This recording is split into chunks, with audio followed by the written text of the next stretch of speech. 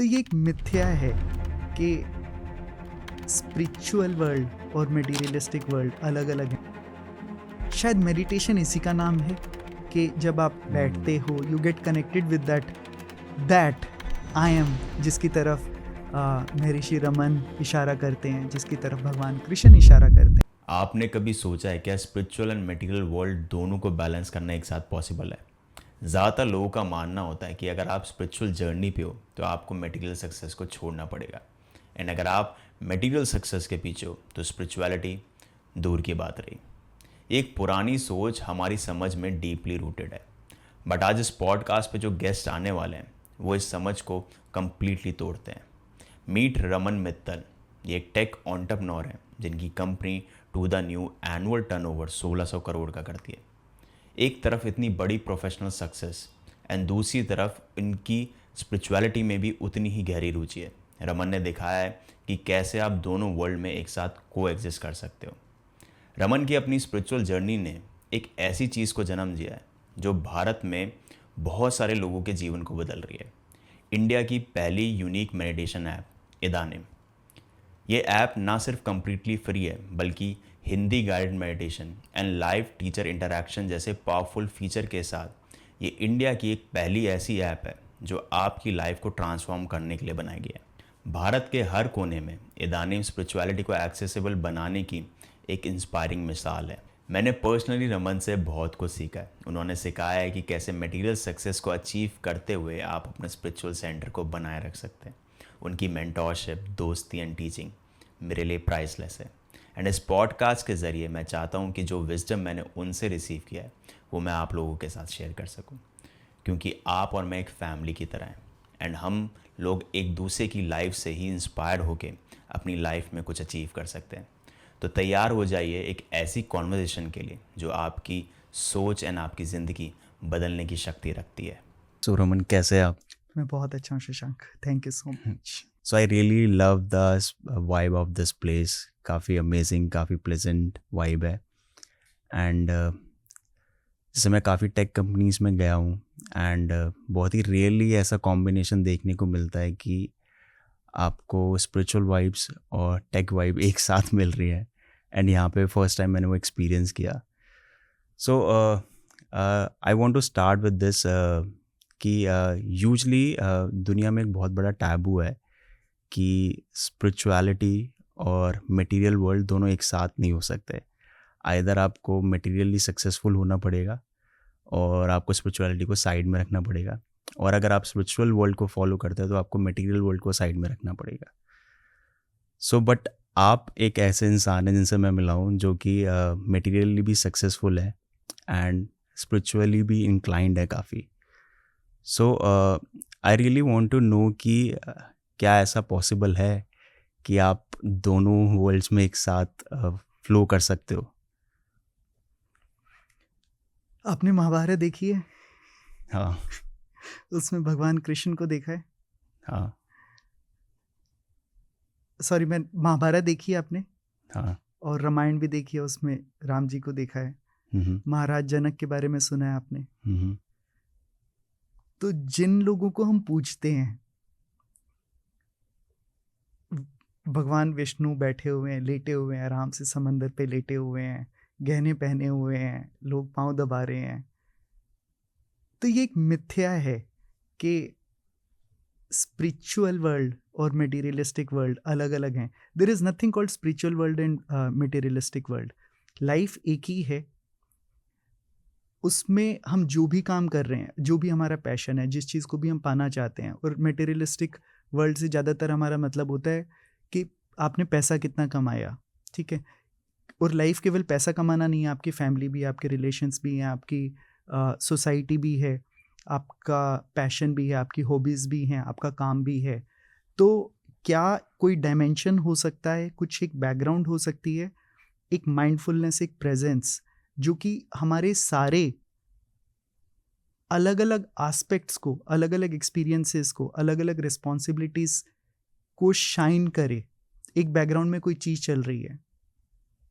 Okay. तो spiritual, ये बोलना ऑलमोस्ट गलत है कि my personal life, my work life, my spiritual life. There is only one life.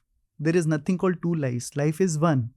And then you take up more responsibilities, different responsibilities. कभी आप बाप बन जाते हो, कभी आप बॉस बन जाते हो, कभी आप कलीग बन जाते हो, कभी आप बेटे बन जाते हो, कभी आप सिटीजन बन जाते हो किसी कंट्री के, कभी किसी रिलीजन के फॉलोअर बन जाते हो. तो आपकी अलग अलग रिस्पॉन्सिबिलिटीज़ होती हैं, आप अलग अलग किरदार निभा रहे होते हो. और उसके पीछे क्या कोई एक डायमेंशन है जो इन सबको आपको निभाने में और मदद करे, एक शांति के भाव के साथ. That spirituality, that presence is spirituality. Living in mindfulness is spirituality. Knowing your self is spirituality. वो शांति एक स्पिरिचुअलिटी है. ये बोलना थोड़ा सा मिसलीडिंग हो जाता है. और ये आजकल थोड़ा सा बहुत सारे ऐसे टीचर्स भी हैं कि भाई माइंड कुछ देर आप ध्यान कर लो, 10 मिनट ध्यान कर लो, 15 मिनट ध्यान कर लो, तो ये पालोगे, ये कर लोगे तो ये पालोगे. तो my answer is Shashank, there is only one life and everybody spiritual. Everybody. Spirit किसके अंदर नहीं है? आपके अंदर नहीं है. क्या आप अभी बात कर रहे हो तो कहाँ से कर रहे हो? क्या मेरे अंदर स्पिरिट नहीं है? कौन है जिसके अंदर स्पिरिट नहीं है? तो there is only one life. और बहुत बहुत सारे एग्जाम्पल्स हैं. भगवान कृष्ण गीता में ये बोलते हैं कि आप जो भी कर रहे हो उसको निष्ठा से करो, श्रद्धा से करो, प्रेजेंस से करो, और फिर फल मेरे पे छोड़ दो. गीता तो ये बोलती ही नहीं है कि आप अपने कर्म ना करो. गीता बोलती है कि कर्म करो, भागो मत. ज़्यादातर स्पिरिचुअल मास्टर्स आपको ये नहीं बोलेंगे कि पहाड़ों पे जाके मेडिटेशन करना स्टार्ट कर दो. राइट. ज़्यादातर मास्टर्स, और ज़्यादातर से मेरा मतलब मेरी नज़र में जिन्होंने सच में उसको चखा है, उसको देखा है, वो ये बोलते हैं कि आप कर्म कर रहे हो और फिर भी भगवान पीछे है. भगवान बोल लो, उसको माइंडफुलनेस बोल लो, प्रेजेंस बोल लो, अवेयरनेस बोल लो, जागृति बोल लो, सजगता बोल लो, होश बोल लो, सच्चिदानंद बोल लो, कुछ भी बोल लो, उसको कुछ भी नाम दे दीजिए. वो अगर पीछे है तो आप कुछ भी अलग अलग काम कर रहे हो, और वृद्धि भी उसमें शामिल है. ग्रोथ उसी को बोलते हैं. कल आप एक काम कर रहे थे, उसको एक तरीके से कर रहे थे, क्या मैं उसी काम को और बेहतर तरीके से कर सकता हूँ शांत रहकर? मेरे को पैसे कमाने हैं. रतन टाटा जी की अभी अभी मृत्यु हुई है. ही प्रैक्टिस्ड माइंडफुलनेस. बोला जाता है कि गांधी जी फ्रीडम फाइटर नहीं थे, वो स्पिरिचुअल प्रैक्टिशनर थे. उनके लिए पूरा का पूरा फ्रीडम स्ट्रगल एक स्पिरिचुअल प्रैक्टिस थी. राइट. कि मेरे को अंग्रेजों से आज़ाद नहीं होना, मुझे खुद से आज़ाद होना है. तो आप कुछ भी कर रहे हो, उसमें अवेयरनेस होगी तो उसकी क्वालिटी बेटर होगी. And that's what Gita teaches us. ये जो भी कर रहे हो उसमें माइंडफुलनेस हो. तो there are no two lives, there is only one life. And you can very well be very rich and very aware. Problem तब है जब पूरा ध्यान केवल रिचनेस पे है. रिचनेस का मतलब मेटेरियलिस्टिक गेन्स पर है, एंड वो बीइंग वाला डायमेंशन कंप्लीटली मिसिंग है. तो हम लोग मूव करते रहते हैं बीइंग के डायमेंशन में, डूइंग के डायमेंशन में. तो क्या बीइंग का डायमेंशन एक पीछे बैकग्राउंड में चलता रह सकता है? तो डूइंग ऑफ कोर्स बेटर होगी. सो ये बीइंग का डायमेंशन क्या है? मतलब व्हाट इज एग्जैक्टली मीन कि आप अपने सोल से कनेक्टेड हो? आप सोल से कनेक्टेड, कोई भी ऐसा मूवमेंट नहीं होता जब आप सोल से कनेक्टेड नहीं हो. क्या इस समय आप ये कह सकते हो कि आप सोल से कनेक्टेड नहीं हो? इस समय जब आप बात कर रहे हो, can you be at ease? Can you feel your beingness? आपके होने का एहसास अभी जब आप मुझसे बात कर रहे हो, can you be comfortable? do you sense the surrounding? Do you sense the space that surrounds us in this very moment? एक डीपर डायमेंशन. तो उसको हम पकड़ने की कोशिश करते हैं. वो पकड़ में नहीं आ सकती क्योंकि उसका कोई रंग रूप नहीं है. वो निराकार है. निर्गुण है. जो निर्गुण है, जो निराकार है, उसको हम शब्दों में तो समझ ही नहीं सकते. बट देयर इज समथिंग जिसको हम कभी डिवाइन बोल देते हैं, कभी परमात्मा बोल देते हैं, मतलब डिफरेंट डिफरेंट नेम्स हैं डिफरेंट उसके। डिफरेंट नेम्स हैं, but that is always there. क्या कोई भी क्षण था आपकी लाइफ में, या कोई भी क्षण आएगा जब आप नहीं हो? हम्म, सिर्फ मैं, और मैं के आगे फिर ये आ जाता है कि मेरा नाम शशांक, मेरा नाम रमन, मैं ये करता हूँ, मैं टेक एंटरप्रेन्योर हूँ, मेरे 2 बच्चे हैं, मैं नोएडा में रहता हूँ, वो सब आगे आता है, राइट? बट एक मैं है, और उसी मैं के ये डिफरेंट डिफरेंट नाम है। तो कभी वो मिसिंग था मैं? हम्म, नहीं था। क्या आप कभी ये क्लेम कर सकते हो मैं नहीं हूं? मैं नहीं। तो हूं ही। हम्म, उसके आगे हम अलग अलग रोल्स, रिस्पॉन्सिबिलिटीज, अलग अलग प्ले के हिसाब से अलग अलग नाम जोड़ देते हैं, बट मैं तो हमेशा है ही। सो ये जो मैं लाइक ये बचपन से होता है कि आप बताओ, आप जब पैदा हुए थे तब मैं था कि नहीं था? आप बताइए। मतलब I think this feeling of aliveness, हाँ there is a this feeling of beingness, मेरे होने का एहसास, राइट। जब आप 10 साल के थे, आपकी जो भी शायद 30-32 जो भी की उम्र है, 10 साल पहले, 20 साल पहले, कल शाम को, क्या ये जो होने का एहसास था, ये कभी भी चेंज हुआ, घटा बढ़ा? कभी आप क्लास में फर्स्ट आए, कभी फेल हुए होगे। मेरे साथ कई बार हुआ है, फर्स्ट तो मैं खैर कभी भी नहीं आया लेकिन आप की अचीवमेंट्स, आपके फेलियर्स, ये मैं हमेशा रहता है, पीछे एक डायमेंशन हमेशा रहता है, which is always always there. It only gets obscured, hidden behind my, जिसको हम मन बोल देते हैं, थॉट्स बोल देते हैं, विचार बोल देते हैं। Right. But this dimension is always there, always Right. Always always there. And I think जब आप अपने साथ कुछ टाइम स्पेंड करते हो तब वो क्लियर आउट हो के बाकी सारी चीज़ें you get connected with that. शायद मेडिटेशन इसी का नाम है, कि जब आप बैठते हो, you get connected with that I am, जिसकी तरफ महर्षि रमन इशारा करते हैं, जिसकी तरफ भगवान कृष्ण इशारा करते हैं, जिसकी तरफ सभी संत इशारा करते हैं। वो तो हमेशा से है, बस छुप गया है, और इसी को इग्नोरेंस बोलते हैं। दिवाली आने वाली है, अंधकार किसको बोला गया है? अंधकार बोला गया है कि मैं कौन हूं, मुझे मालूम नहीं है मैं कौन हूं। राइट। और रोशनी किसको बोली गई है? उस जागृति को, जो उस अंधकार से लड़ना नहीं है। मतलब एनालॉजी ये दी जाती है कि कमरे में अंधेरा है, पर्दा लगा हुआ है, बस पर्दा खींचना है, पर्दे को हटाना है। वो पर्दा मन है। हम वो भूल गए हैं कि मैं हूं कौन। मैं तो हमेशा से ही है, बट उसके ऊपर काफी लेयर्स बन गए हैं। लेयर्स एक ही है, मन की लेयर, कोई 10 लेयर्स नहीं है। मैं शशांक हूं, बट शशांक की जगह शाहरुख खान आपका नाम रख दिया जाता, या राजकुमार आपका नाम रख दिया जाता, तो क्या वो मैं चेंज हो जाता? नहीं। हम बॉडी से आइडेंटिफाई करते हैं कि मैं, आपका पाँव कट जाए तो क्या वो मैं चेंज हो जाएगा? नहीं। हाथ कट जाए तो मैं चेंज हो जाएगा? नहीं। आप सोते हो तो मैं चेंज हो जाता है? नहीं। आप जब नींद से उठते हो, आपको मालूम होता है कि मेरे को आज सपने आए। राइट। कैसे पता होता है कि सपने आए? बिकॉज एग्जिस्ट कर रहा है, कोई एग्जिस्ट कर रहा है, देखने वाला एग्जिस्ट कर रहा है, दृष्टा एग्जिस्ट कर रहा है, मैं एग्जिस्ट कर रहा है। राइट। जब आप बहुत गहरी नींद में होते हो, जब सपने नहीं होते, तब आप उठ के बोलते हो कि मेरे को बहुत गहरी नींद आई। उसको किसको पता कि गहरी नींद आई? मतलब जो आप तो हो ही, yes, हमेशा से ही हो। yes.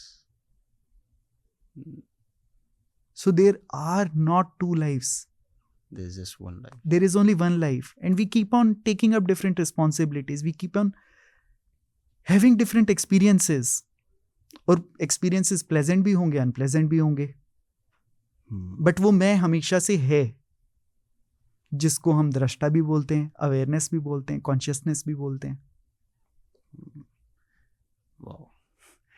So I am really interested in this also कि आपने एक बहुत ही सक्सेसफुल टेक कंपनी स्टैब्लिश की है जिसका एनुअल रेवेन्यू 1600 करोड़ है approx, and after establishing to the new आप right you recently started Idanim, जो कि एक फ्री मेडिटेशन ऐप है, एंड पर्सनली मैंने काम, हेडस्पेस भी यूज़ किए हैं एंड मैं उनको रेगुलर यूज़ करता हूँ, and I have a monthly subscription for those apps, but when I came across Idanim, so जो बेस्ट पार्ट थी उस ऐप की कि उसमें हिंदी मेडिटेशंस थी जो कि यूजली नहीं मिलती है, and it was free of cost. So I really want to know कि what is your mission with Idanim. Like अभी हम काफ़ी स्पिरिचुअल डिस्कशन से बाहर आए, तो I really want to know कि after building such a successful company to the New, how you thought of कि आपको इदानिम स्टार्ट करना चाहिए, एक मेडिटेशन ऐप स्टार्ट करनी चाहिए इंडिया में, एंड उसमें हिंदी में मेडिटेशंस आपको डालने चाहिए. तो I really want to know कि वो थॉट कहाँ से आया. शशांक, इदानिम मेरी प्रैक्टिस है, मेरी यात्रा है. यात्रा का मतलब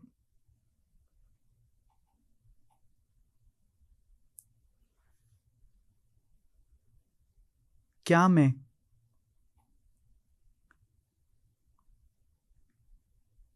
उसको उसके अंदर स्थित, उस मैं के अंदर स्थित रह सकता हूं without getting attach to results. तो जब हम मिशन की बात कर देते हैं तब टिपिकली ये होता है कि भाई इतना ग्रो करना है, यहाँ तक पहुँचना है, चाहे आप फ्री हो चाहे आप पेड हो, हमको ये अचीव करना है.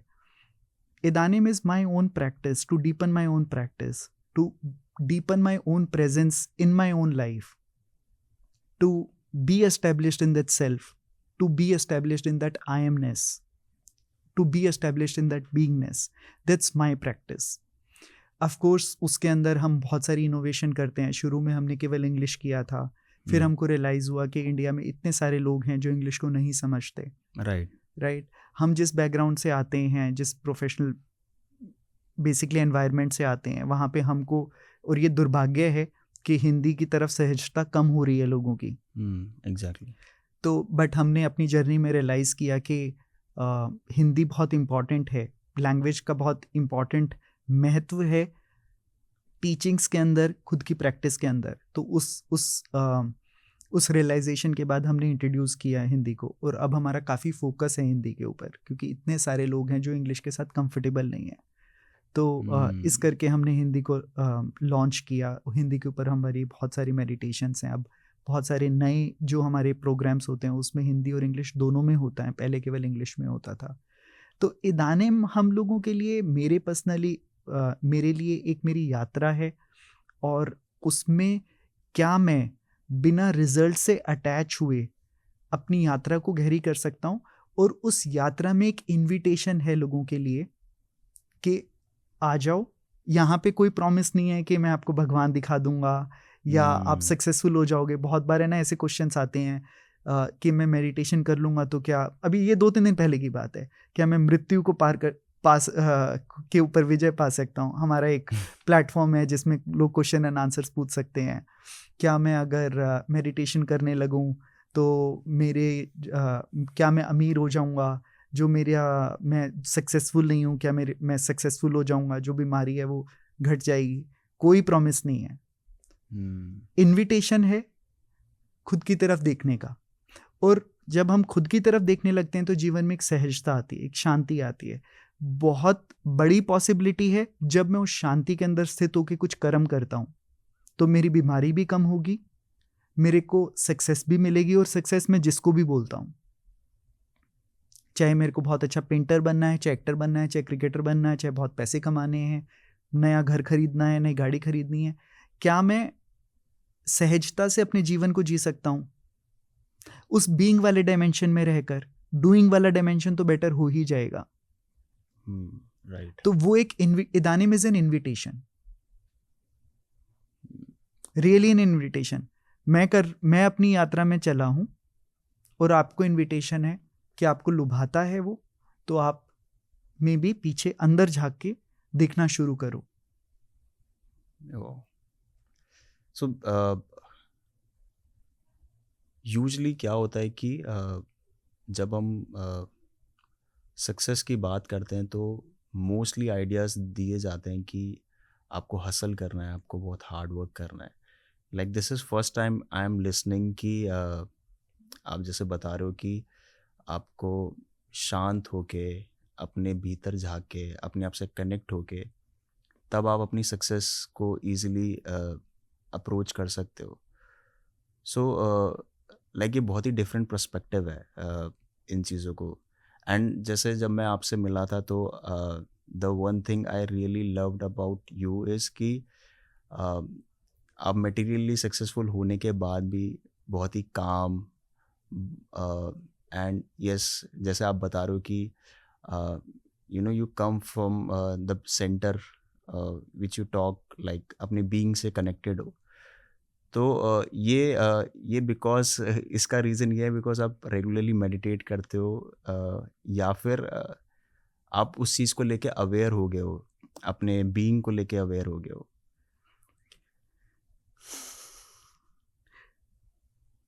ये दुर्भाग्य है शशांक।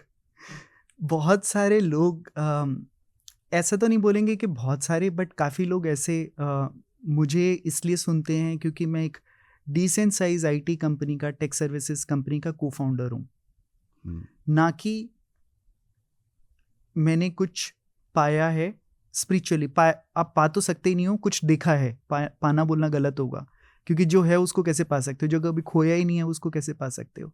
बट उसको कहीं देखा है, कुछ चखा है।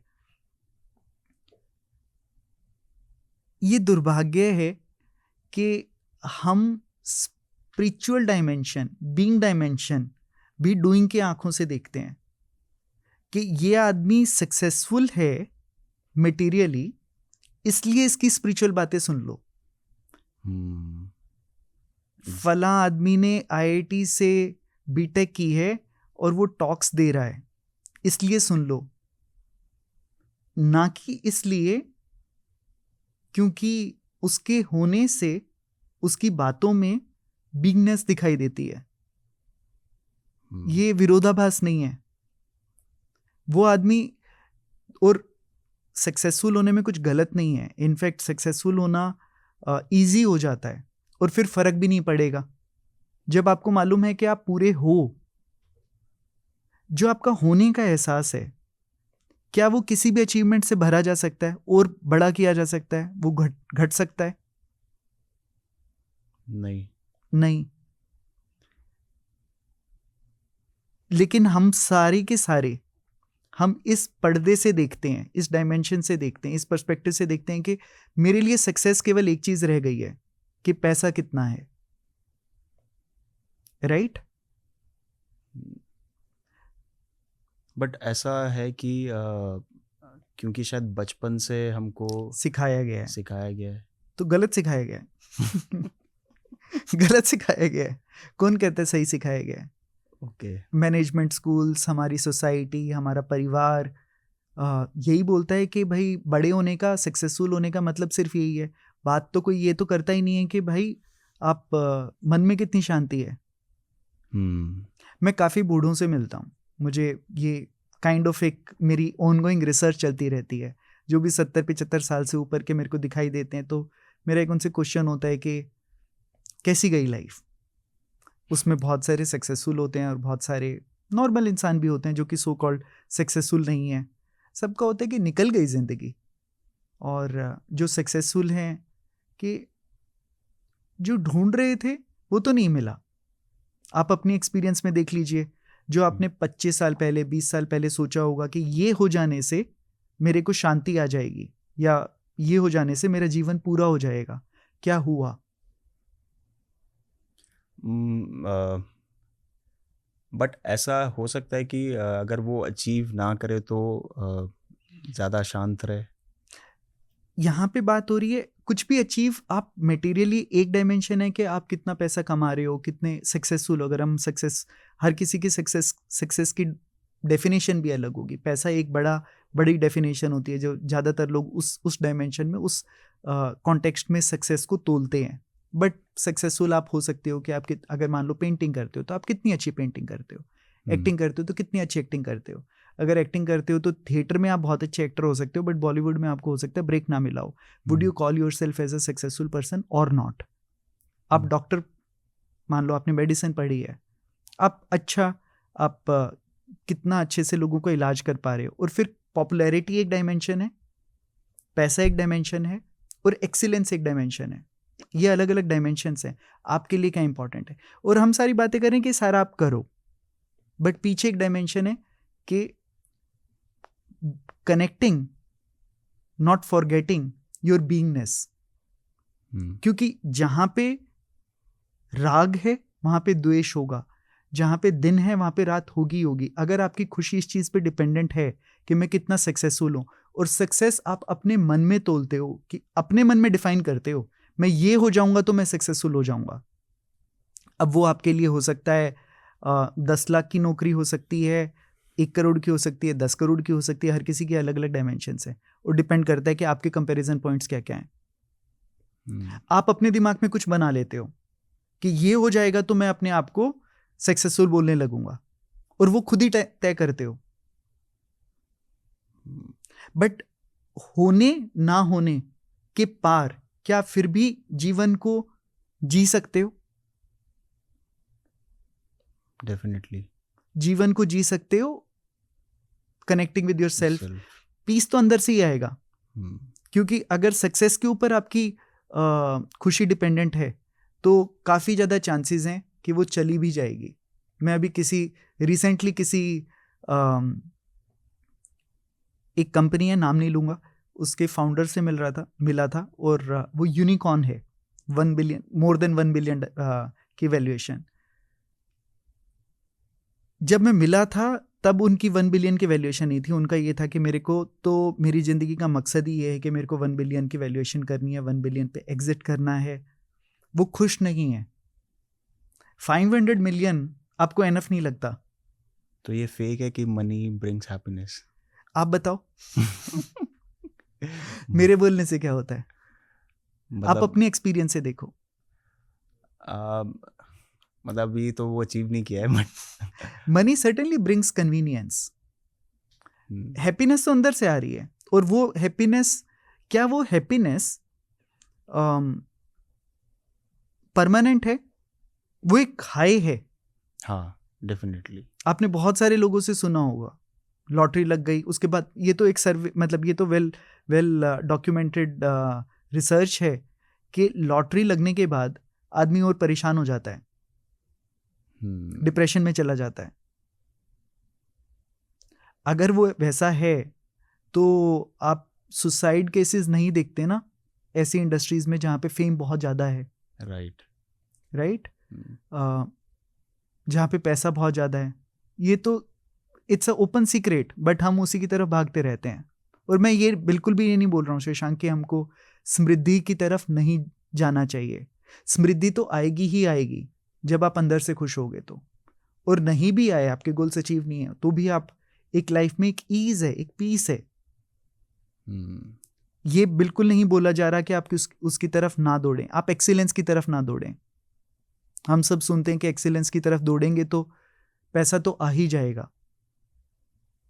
Who chases excellence today? Nobody. True. आप अपने एक्सपीरियंस से देख लीजिए।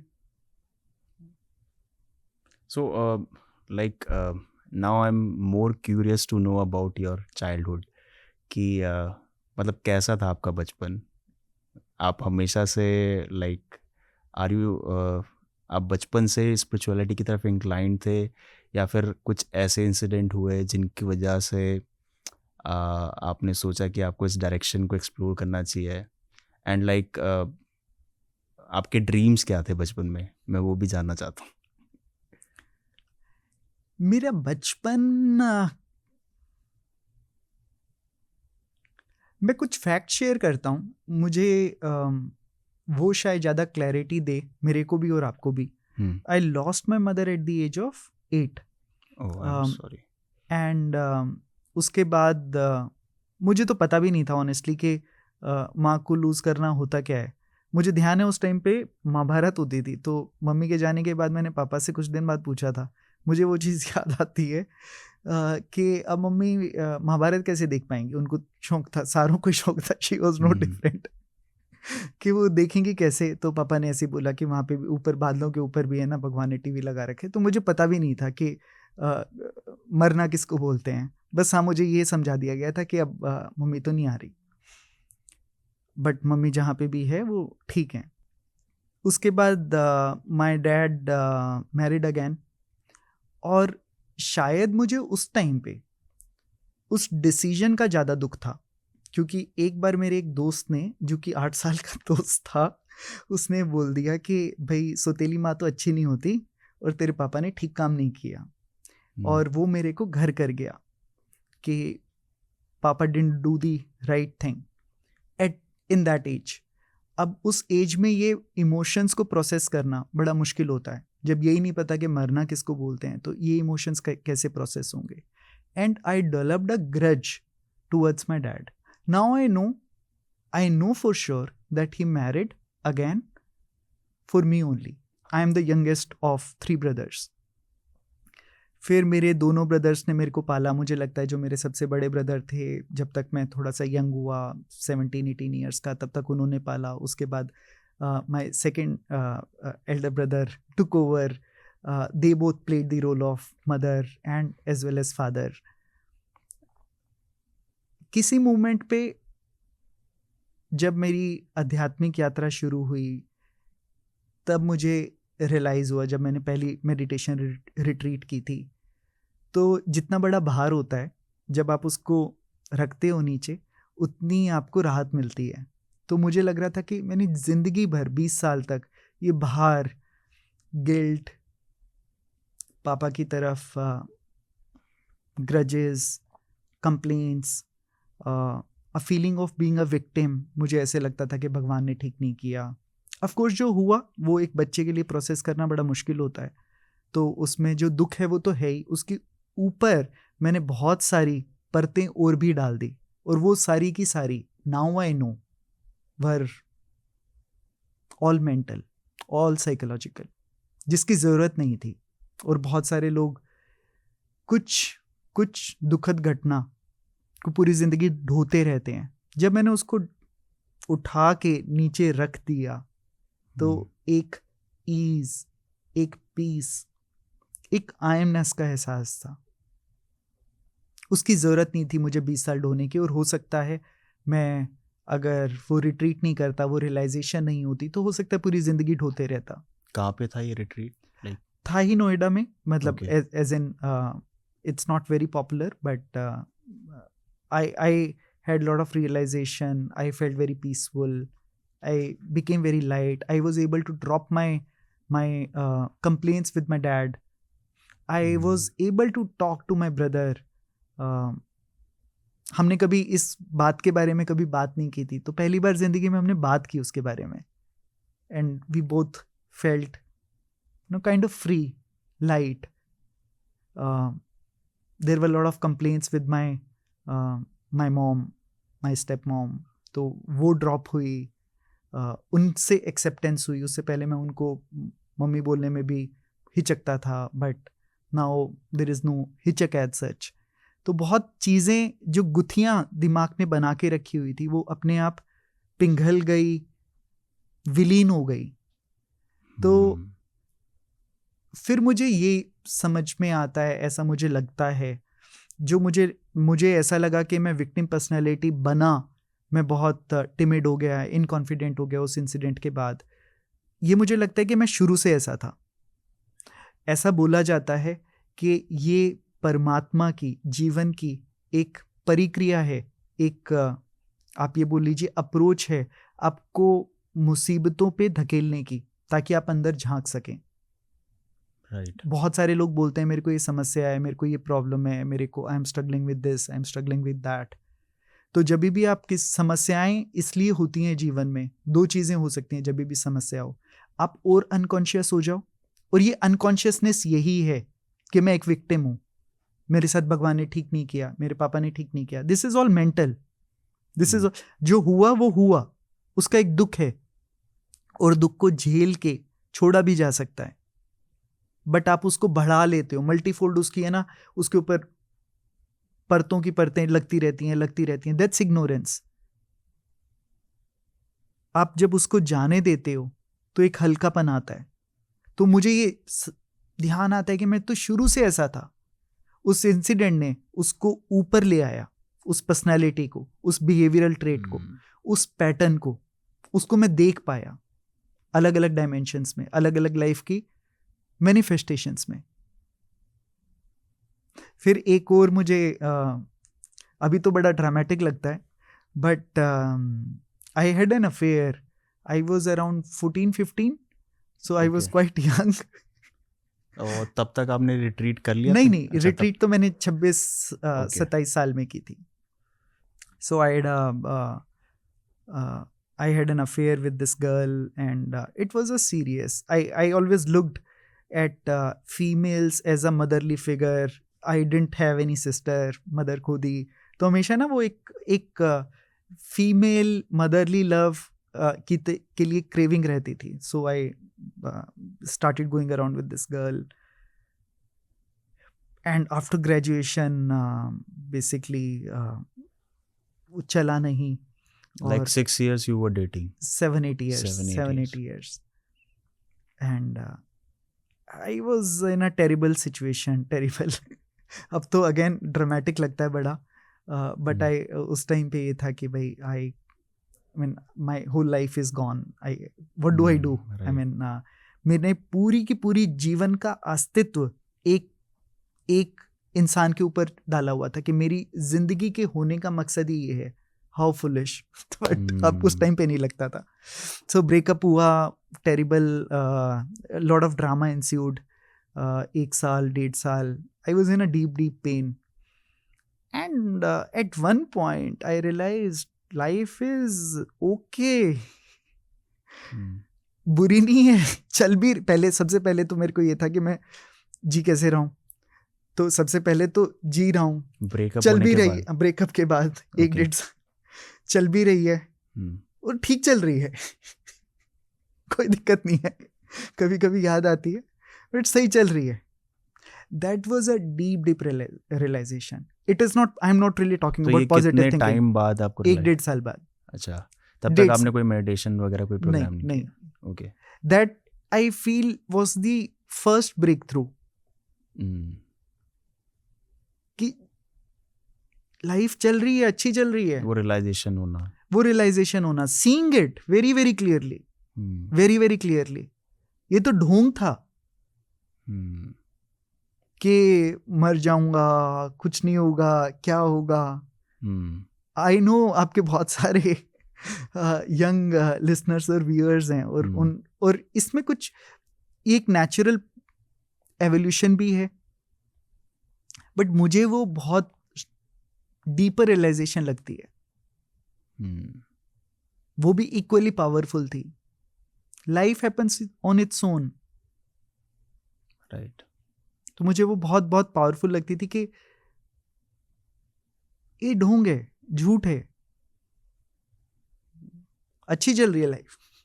उस टाइम तक हमने मतलब मैं कॉलेज से निकल चुका था, तो लाइफ वाज गुड. आपके फैमिली से रिलेशन बेटर हो गए थे कि वो भी? मेरे बहुत अच्छे रहे हैं. मेरे को अब लगता है कि उससे बड़ा तो ढोंग हो ही नहीं सकता. मेरे 2 ब्रदर्स ने मेरे को इतने अच्छे से पाला. मैं सबसे छोटा था, पैम्पर्ड था, और मुझे लगता है कि भाई इससे अच्छा तो मतलब कोई कैसे देगा. पापा जो भी कर सकते थे वो करते थे, बट मैंने ये बना लिया था कि मैं तो विक्टिम हूँ, मैं तो अभागा हूँ, और उस अभागेपन में केवल दुख दिखाई देता था. अब दिखता है कि भाई और क्या, मतलब बच्चे की जान लोगे क्या, मतलब सब कुछ तो मिल जाता था बोलने पे. और एक पॉइंट पे मैं बहुत, मतलब मेरे अंदर नॉटीनेस की भी टेंडेंसीज हैं. अच्छा, तो मैं ऐसे कि मैं अभी बल्कि थोड़े दिन पहले अपने नेफ्यू से बात कर रहा था, वो अभी 11th में है, कि तूने कभी क्लास बंक की है क्या. तो बोला नहीं चाचू, मैंने तो कभी नहीं की. मैंने कहा कभी बंक नहीं की, कभी दीवार नहीं कूदे, कभी दीवार कूद के कॉलेज से भाग के मूवी नहीं देखी, कुछ ऐसे काम नहीं किए, बोले हम तो नहीं करते, तो मुझे बड़ा अजीब लगा कि ऐसे काम नहीं करते।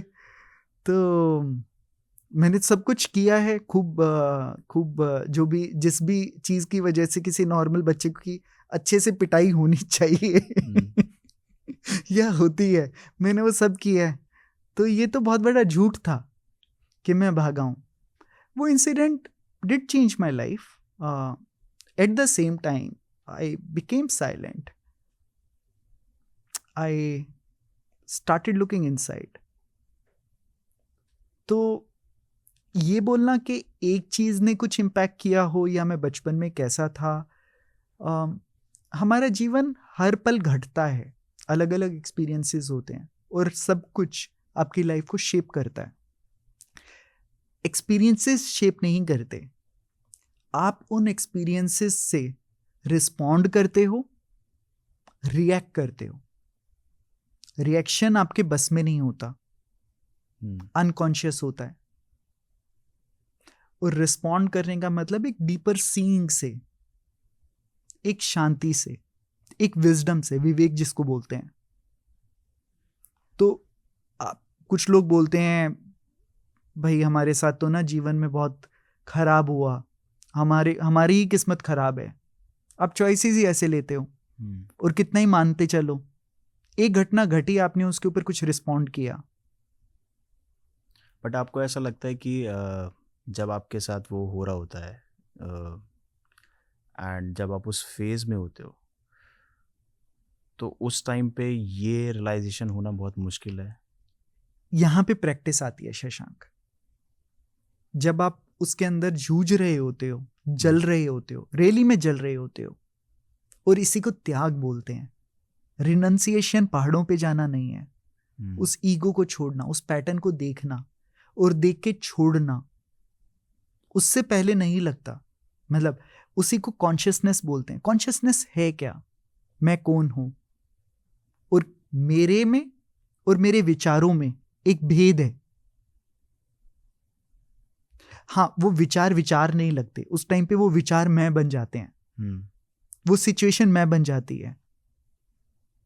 बट जैसे टाइम बीतता है तो वो आप डिस्टेंस होते हो उससे। वो हाँ, जब वो डिस्टेंस मेंटेन होने लगता है तो आप देख पाते हो, आप जिस खिलौने को के लिए रोते थे, क्या आप आज भी उस खिलौने के लिए रोते हो?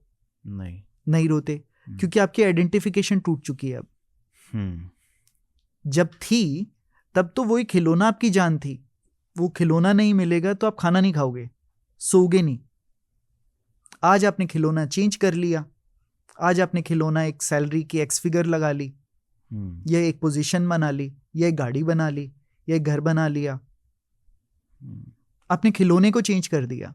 बट उस टाइम पे बिल्कुल सही बात है, उस टाइम पे होते हो तो आप जूझ रहे होते हो, और वहां पे प्रैक्टिस, ये एक जानना काम आता है। छोड़ना थोड़ा सा आसान हो जाता है। बहुत लोग पूछते हैं मेडिटेशन करके क्या होगा? जो आप ट्रिगर होते हो वो कम हो जाता है, और अगर ट्रिगर हो गए, उसके अंदर फंस गए, बाहर निकलना थोड़ा सा आसान हो जाता है। That's the practice. Spiritual practice और कुछ नहीं है, मेडिटेशन और कुछ नहीं है, that's the practice. Meditation is not really about sitting for 10 minutes doing something. उसके पीछे कुछ है, और वो अगर नहीं हो रहा तो आप सिर्फ ढोंग कर रहे हो मेडिटेशन का भी। उस मेडिटेशन की कोई वैल्यू नहीं है, करना बंद कर दो। 10 मिनट इससे बढ़िया तो इंस्टाग्राम पे और टाइम खराब कर लो जितना करते हो। नहीं, ज़्यादा नहीं स्पेंड करना चाहिए। अच्छा, आई जस्ट मतलब मेरे को अभी ये स्ट्राइक हुआ कि जब आप उस फेज में थे तो लाइक भगवान से आपका क्या कनेक्शन था उस टाइम पे? मुझे ये क्वेश्चन थोड़ा सा डिफिकल्ट है, बट मुझे ये तो याद आता है कि मुझे काफ़ी बचपन में भी मंदिर जाना पसंद था, और काफ़ी बचपन में भी मैं मूर्ति की जगह उस मूर्ति को अपने अंदर, एक अंदर जो शक्ति है, उस अंदर जो शांति है, जो बीइंगनेस है, उस मूर्ति को अपने बीइंगनेस में देख पाता था। ये मुझे याद आता है। तो मुझे ऐसा लगता है, मूर्ति को मतलब आप विजुलाइज करते थे? नहीं विजुलाइज नहीं, मंदिर गए तो एक होता है कि आप सामने देख के आपको एक अंधविश्वास टाइप से कि ये जो मूर्ति है, चाहे वो राम जी की हो, चाहे कृष्ण की हो, चाहे शिव की हो, उसके प्रति आस्था, और उस आस्था में कोई गलत बात नहीं है। बट मेरे को ये ऐसा याद आता है कि जब मैं आंखें बंद करता था तो मैं उस साइलेंस को, उस पीस को, उस कॉन्शियसनेस को महसूस कर पाता था। ओके। मेरे लिए वही भगवान थे, ओके। मेरे लिए वही परमात्मा थे। तो वो मुझे ऐसा याद आता है, शायद वो था जो कि अलग अलग घटनाओं से और धीरे धीरे जब मेरी प्रैक्टिस डीपन हुई तो वो शायद गहरा होता चला गया। सो लाइक इस जर्नी के बाद टू द न्यू आपने कब स्टैब्लिश किया? हमने 2008 में टू द न्यू को शुरू किया था। ओके। आई थिंक 2008 रिसेशन का टाइम भी था। हाँ जी, रिसेशन का, आपने बिल्कुल ठीक कहा। ओके।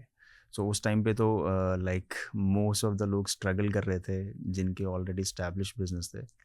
हाँ जी, हम लोग फॉर्चुनेट भी रहे और we placed our bets on the right areas.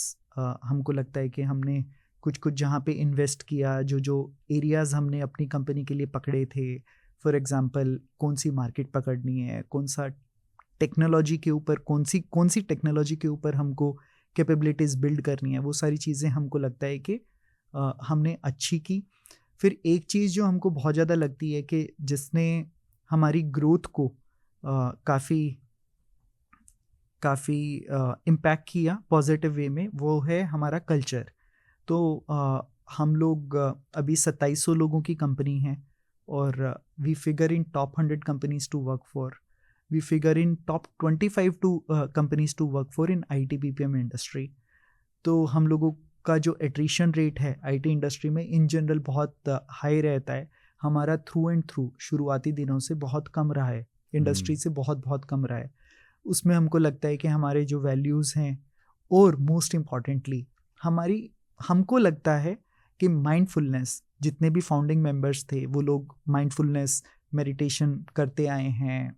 हमको लगता है कि एक अवेयरनेस का जो कोशेंट है वो ज़्यादा है, और हमारा जो भी डिसीजन होता है, जो भी लीडरशिप टीम है, वो बहुत वेल कनेक्टेड है, वेल नीट टीम है, और माइंडफुलनेस उसमें एक बहुत मेजर रोल प्ले करती है। तो हर छोटी से छोटी डिसीजन से लेके बड़े से बड़े डिसीजन में हमको लगता है कि वो एक डायमेंशन है अवेयरनेस का, जो कि कॉन्शियसली सबकॉन्शियसली पीछे हमेशा बैकग्राउंड में रहता है, जिसने हमको, ऑफ कोर्स उसके कुछ टेंजिबल बेनिफिट्स नहीं हो सकते, बट हमको लगता है कि उसकी वजह से हम जो भी हैं वो हैं, और उसका बड़ा हाथ है, और एक परमात्मा की मेहर है। So To the New OTT platforms भी बिल्ड करते हैं। हाँ जी। सो इंडिया में भी कैसा, मतलब फॉर एग्जांपल अगर कोई टेक कंपनी स्टार्ट करना चाहता है तो क्या स्कोप है उसके सक्सेसफुल होने का? टेक प्रोडक्ट कंपनी की बात कर रही हैं, टेक सर्विसेज की? दोनों, लाइक सर्विसेज भी और प्रोडक्ट भी। तो ये देखिए, मार्केट अभी भी ग्रो कर रही है। कोई पिछले 1-1.5 साल से थोड़ा सा मार्केट में स्लो डाउन है, और ये थोड़ा सा जेनेरिक सवाल है, तो मैं इसको थोड़ा सा स्पेसिफिक करने की कोशिश करता हूँ, या मे बी थोड़ा सा ओवरआर्चिंग वो देता हूँ। तो tech has been growing ever since, मतलब पिछले 25 सालों से तो हम लोग देख रहे हैं कि भाई टेक बहुत बढ़ता जा रहा है। पिछले 12-13 सालों में India has added around 120 unicorns. उससे पहले तो यूनिकॉर्न 2011-12 से पहले तो शायद यूनिकॉर्न वर्ड भी एग्जिस्ट नहीं करता था। इंडिया की शायद जो पहली यूनिकॉर्न बनी थी वो शायद 2012 में, मेरे ख्याल से इनमो भी थी, जो पहली $1 बिलियन स्टार्टअप थी। उसके बाद India has been adding on an average 20 मतलब 10 से 20 यूनिकॉर्न्स एवरी ईयर। तो टेक के अंदर तो बहुत इनोवेशन हो रही है।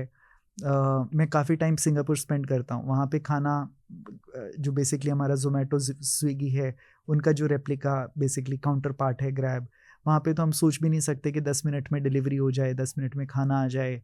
तो इंडिया का जो पेमेंट सिस्टम है फिनटेक सिस्टम है, that's considered one of the best in the world, most evolve, most mature, more mature and evolved than many other economies, western economies that we think of. तो take के अंदर बहुत innovation हो रही है.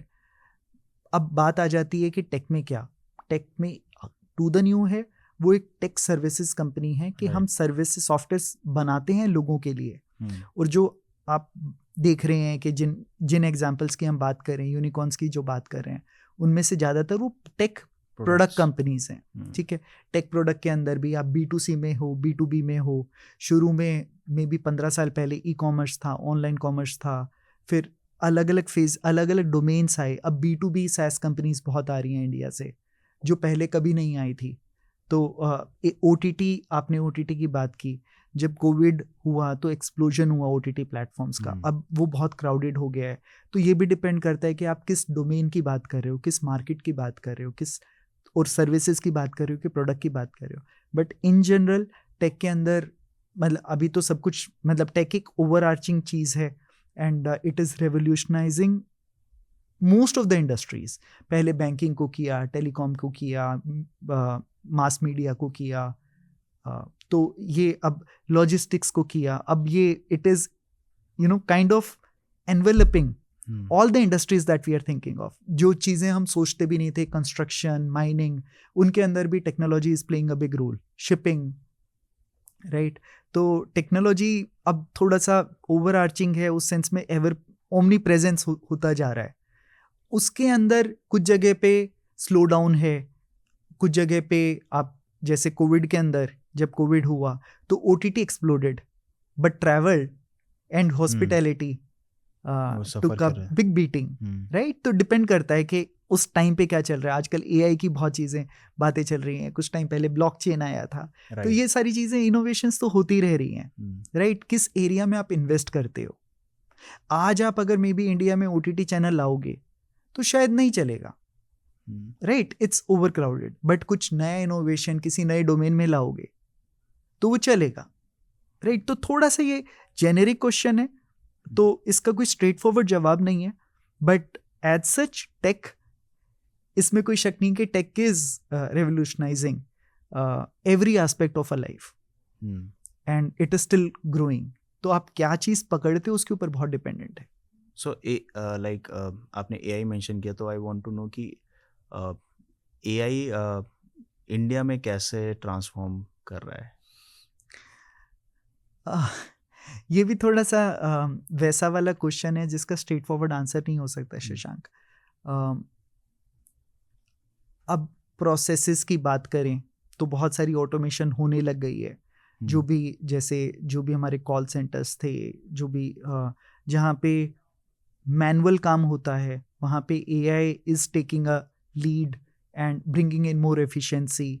Software development के अंदर अब हर कोई ChatGPT यूज़ करता है. एंड मे बी पहले मेरे को लगता था कि गूगल को कभी Google is one company that can not become redundant, but seemingly so.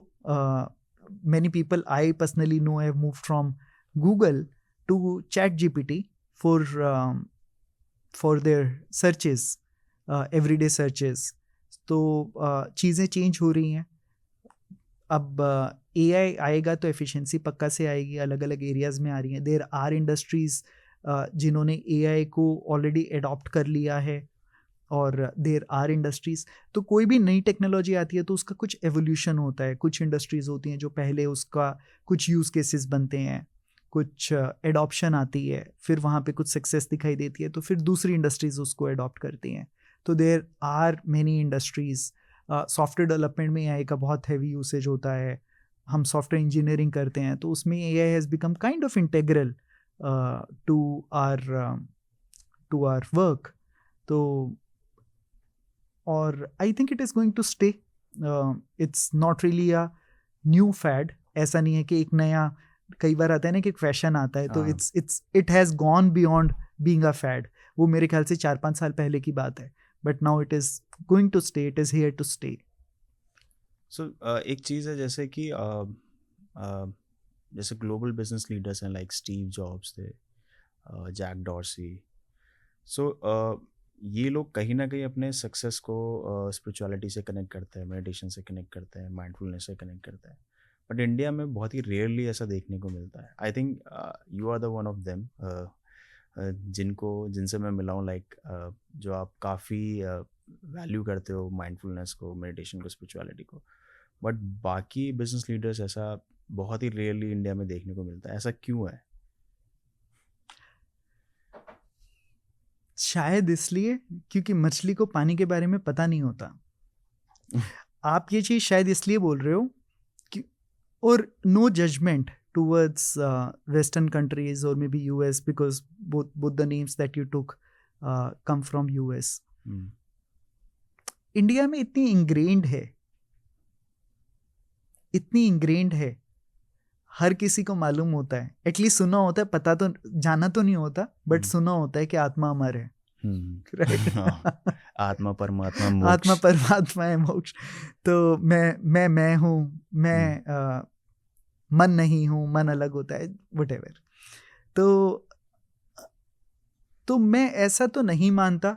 जैसे मैंने आपको बताया कि टू द न्यू में mindfulness has played a key role. I know many people, Ratan Tata, the entire Tata group, Narayana Murthy, Infosys, he practices meditation. तो ऐसा तो नहीं है कि इंडिया में. और I come from a business family and I know many people. They are not of course as famous और in comparison to Steve Jobs and Jack Dorsey कहीं पे भी लाई नहीं करते. But I know many people who come from business background and they practice spirituality in some way और the other. तो ऐसा तो मुझे नहीं लगता. मुझे ये लगता है कि जो हमारे लिए वो कुछ नॉवेल्टी नहीं है. मे बी वेस्टर्न कंट्रीज में वो हमारे लिए तो वो इंग्रेन्ड है. तो शायद हमारे कल्चर में बहुत ज़्यादा प्रैक्टिस, बहुत ज़्यादा, और इतने ज़्यादा है कि हवा रिचुअल्स. में. और वही मुझे ना इंडिया की हेरिटेज लगती है. इंडिया की हेरिटेज मतलब वही इंडिया की देन लगती है पूरी दुनिया को, कि it is such a deeply spiritually rich country, land. I don't really believe in nationalism. ये मैं इंटरव्यू में बोल रहा हूँ, मेरे डर लग रहा है. बट मुझे बड़ा वो लगता था कि अच्छा, मैप पे ये कंट्री है, इसको इंडिया बोलते हैं. मैप पे ज़मीन पे काटी हुई ये कंट्री है, इसको यूएस बोलते हैं. ये गोरे लोग हैं, इसको यहाँ पे काले लोग होते हैं, यहाँ पे भूरे लोग होते हैं. मुझे ये चीज़ें कभी, मुझे लगता है कि for once can we just talk about humanity, life. But तो मुझे लगता है कि ये इस धरती की बहुत देन रही है, जहाँ पे इतने ऋषि मुनि रहे हैं जिन्होंने उस डायमेंशन की बात की है, बीइंग के डायमेंशन की. और बीइंग का डायमेंशन शायद बिकॉज ऑफ आवर सोच रिच हेरिटेज कल्चर वो इंग्रेन्ड है कि हमारे लिए वो नॉवेल्टी नहीं है. सो इंडिया में लाइक अगर हम पास में देखें तो बहुत सारे स्पिरिचुअल लीडर्स रहे हैं, जैसे कि पतंजलि, आदि शंकराचार्य, स्वामी विवेकानंद. एंड अभी जिस तरीके से अभी जैसे हम डिस्कस कर रहे थे कि इंडिया ने पूरी दुनिया को कैसे आप अपने बीइंग से कनेक्ट हो सकते हो वो सिखाया है. India is a centre point of spirituality. तो I want to ask like, मेरे यहाँ पे 2 क्वेश्चंस हैं कि सबसे पहले कि अभी आपको क्या लगता है कि इंडिया में जो स्पिरिचुअलिटी को लेके एक थॉट है, मतलब किस डायरेक्शन में इंडिया अभी प्रेजेंटली किस डायरेक्शन में है. एंड सेकंड इज़ कि लाइक जो आपने जैसे आपने दानिम स्टार्ट किया है, तो क्या वो भी उसी डायरेक्शन से अलाइंड है? लेकिन आप पहला क्वेश्चन आप रिपीट करेंगे? किस, मैं कॉन्टेक्स्ट नहीं समझा आपके क्वेश्चन का. द फर्स्ट क्वेश्चन इज कि इंडिया में अभी जो स्पिरिचुअलिटी को लेके जैसे पास में हमारे पास इतने सारे लीडर्स थे जो हमको डायरेक्शंस देते थे, हमको एक मार्गदर्शन देते थे कि आप कैसे किस पाथ पे आपको चलना है। क्या इंडिया के पास अभी वो लीडर्स हैं? क्या इंडिया उस डायरेक्शन में अभी है? मतलब या फिर हम भटक चुके हैं, या हम वेस्टर्न उससे बहुत ज़्यादा इन्फ्लुएंस हो चुके हैं, वेस्टर्न कल्चर से?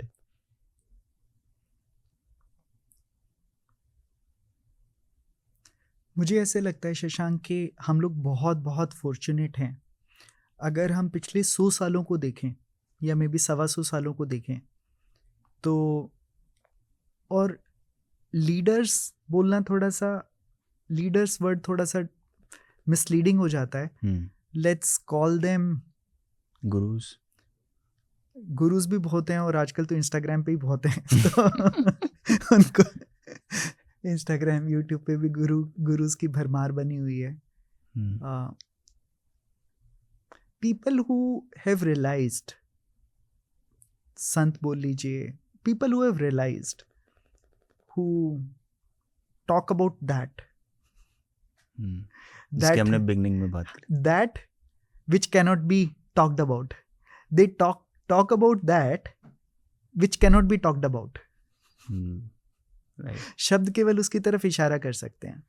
बट चलिए, तो हम पिछले 125 सालों की बात करें तो हमारे पास रमन महर्षि हुए, रामकृष्ण परमहंस हुए, निसर्गदत्ता महाराज हुए, जी कृष्णमूर्ति हुए, ओशो हुए।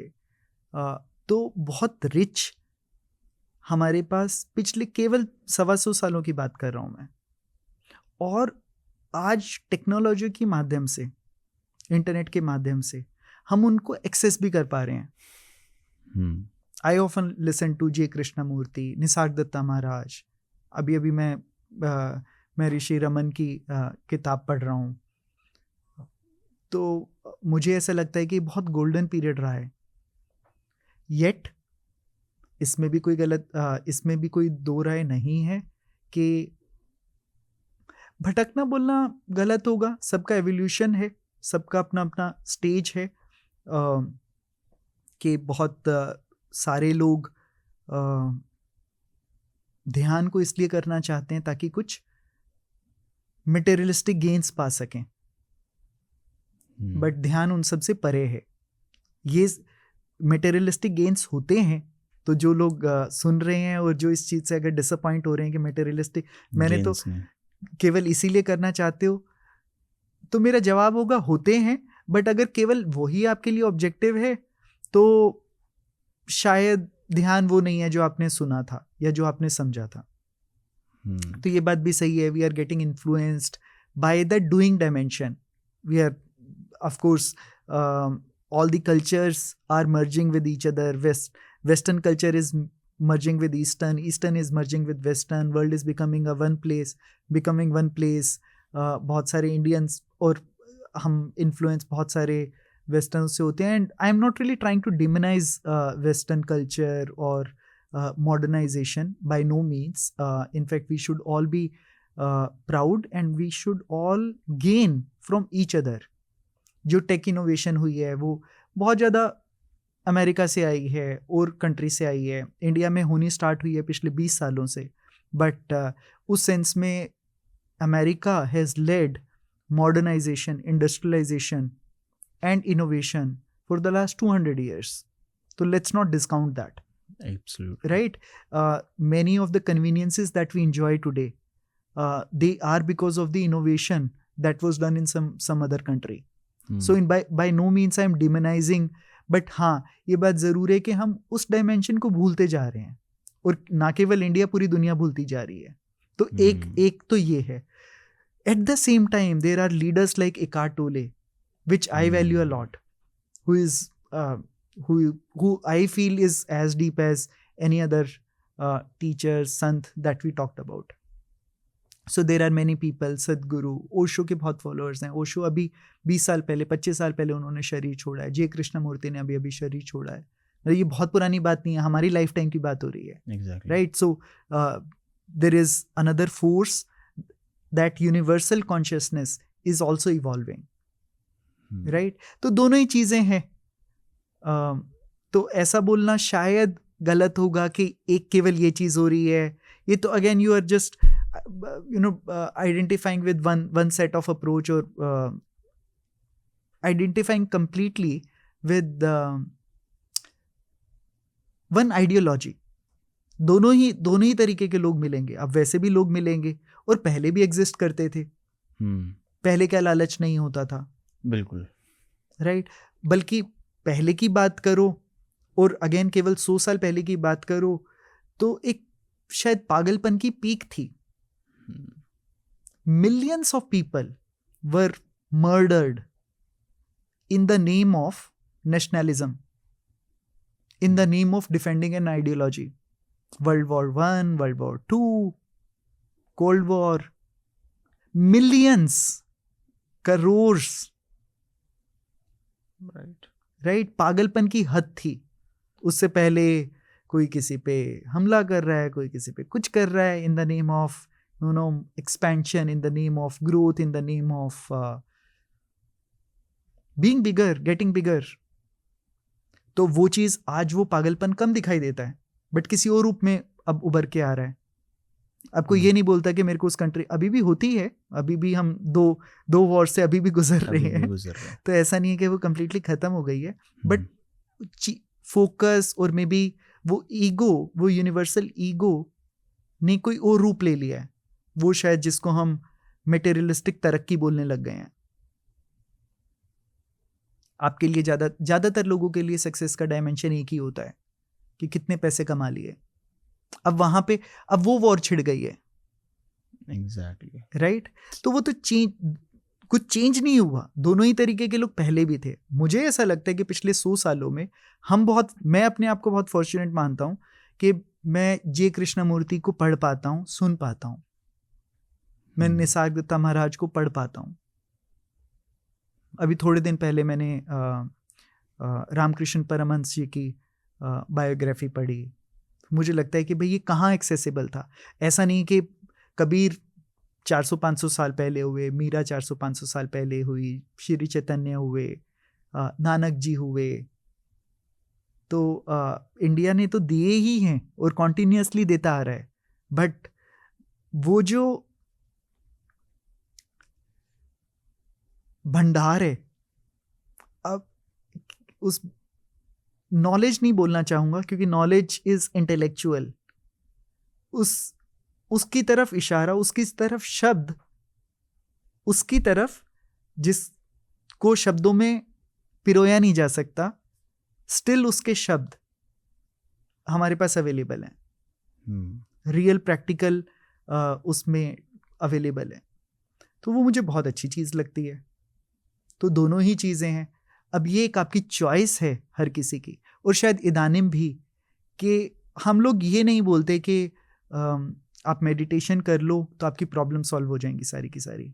But you may access a deeper dimension. मैं आपको एग्जांपल देता हूँ. हम पॉडकास्ट कर रहे हैं.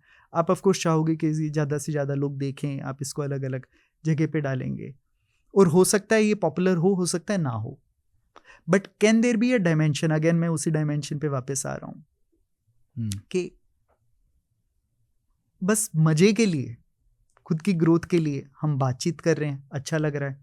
मुझे अच्छा लग रहा है. I don't know about you but मैं एज्यूम कर रहा हूँ कि आपको भी अच्छा लग रहा है. और चाहे इसको 1000 लोग देखें, चाहे लाख देखें, चाहे 10 लाख देखें, और उस चाहत से परे हमने ये समय गुजार लिया. राइट. और जो भी पाया, खोया, टाइम खराब किया, जो भी हुआ ये निकल गया. उसके बाद कुछ आकांक्षाएं होंगी.